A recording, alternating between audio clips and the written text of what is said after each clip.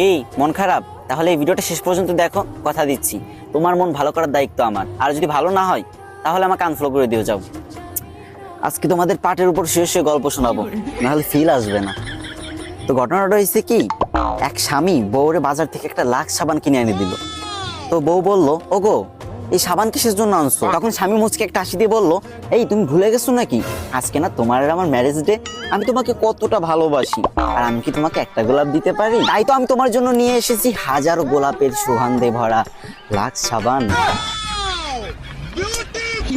তখন বউ মুচকে একটা হাসি দিয়ে বলল, ওগো তুমি আমাকে কতটা ভালোবাসো, রোদ্দুর থেকে কত কষ্ট করে বাসায় আসছো, তুমি বসো না, ঠান্ডা মাথায় বসো, আমি তোমাকে একটা লেবুর শরবত করে দিই। তখন স্বামী বলল আচ্ছা। তারপর বউ শরবত করে আনলো।